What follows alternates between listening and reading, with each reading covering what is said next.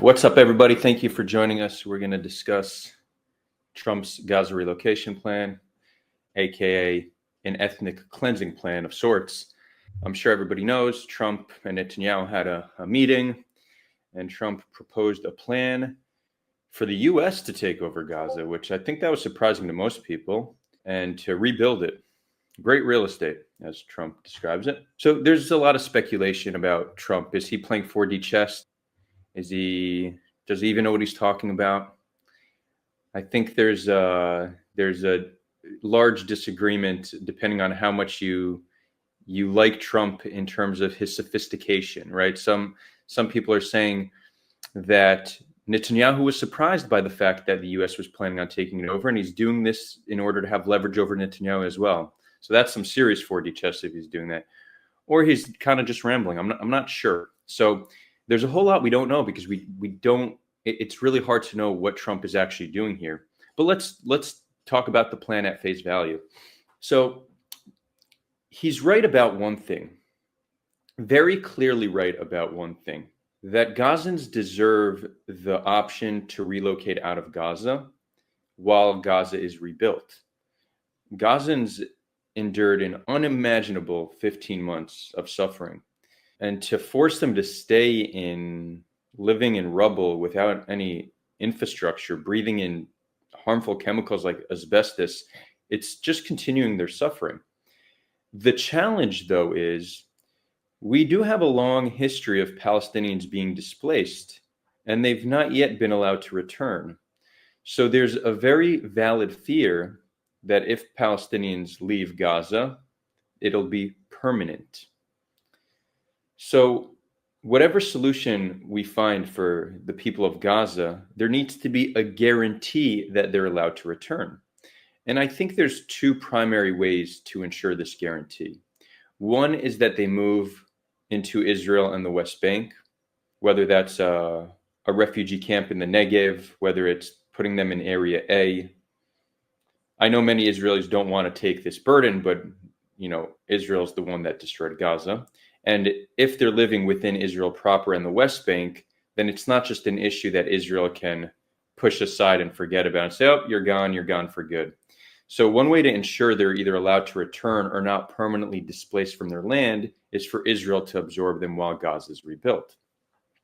The other would be for them to go to Egypt, but this would only work if Egypt maintains control of the Strip. Because if they go into Egypt and Israel or the U.S. control the Strip, there's no guarantee they're allowed to return.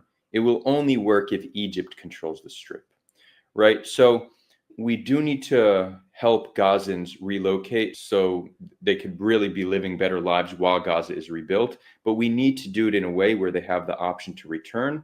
And at the very least, if they're not returning, they're still living on their historic homeland, whether in the West Bank or Israel proper. These are the most sensible ways to go about it. What's interesting is that many of those that are saying Gazans will be better off if they leave are the same people that were blindly supporting Israel destroying Gaza. And many of those saying Gazans should stay are the ones who have been speaking in support of Gaza. So what happened? Is it that those that wanted to destroy Gaza suddenly care about Gazan people, and those who are fighting for the Palestinian cause suddenly don't care about Gazans?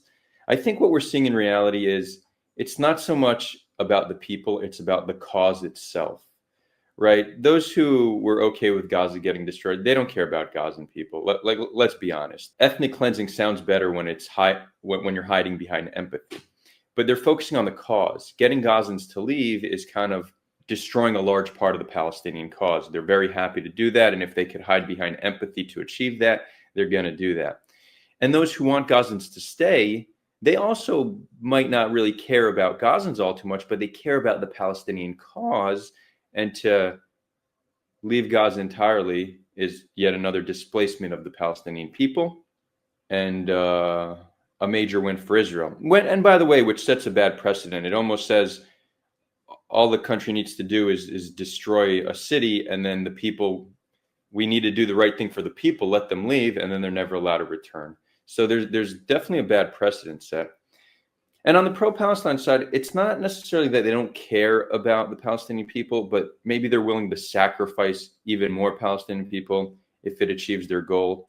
And if I'm to give a highlight a very difference in, um, let's say, how I view the world, or even how many Israelis view the world, and how Palestinians view the world, for them, life is not more important than honor and justice, right? We hear this from, and I'm not speaking about every Gazan individual. They're not a monolith. This opinion is going to vary. But if you look at Palestinian leadership, they'll often say, we will sacrifice our own for the cause, right? They will be martyred for the cause. So it's not uncommon to hear this. And I'm not even making a value judgment. I recognize it's different from how I see the world. I value life over honor, but this is a reality we need to understand about Palestinians. And this is something that, to a large degree, Israelis are completely blind of. We often hear, Palestinians, they're Middle Easterners. They only understand the language of force. That's the language of the Middle East. But that's not really true. They understand the language of honor and dignity. And when our policy has been to continue to expand outward and continue to oppress and humiliate them, it is continual blows to their honor, which only aids in their radicalization, right? What happens to a Palestinian adult who needs to wait at a checkpoint and get his car searched by an 18-year-old soldier? That's radicalizing. So this whole idea is they understand force, but give zero regard to their dignity and honor, shows a serious lack of understanding of Palestinians. Anyways, that's what else do I have to say about this analysis? Again, we don't even know what Trump means by it. We don't know if this is a negotiation tactic. It's possible this is a negotiation tactic to get Egypt more involved in rebuilding Gaza, or to take responsibility of Gaza. It might be used to pressure Hamas to step down. It's uncertain. And this very well may be the case, because for Trump to run on this kind of no new wars, no boots on the ground, America first, and then literally, what's he in office? 2 weeks, he's already talking about putting boots on the ground in the Middle East in a way that will almost certainly cost American lives. Not to mention, you want to rebuild Gaza, rebuild Americans' crumbling infrastructure. The U.S. has a massive infrastructure problem. You have some cities in the United States that kind of look like Gaza. Rebuild that. What about a high-speed railway going across the country? You're focusing on real estate in the Middle East? Come on, bro. Get with the program.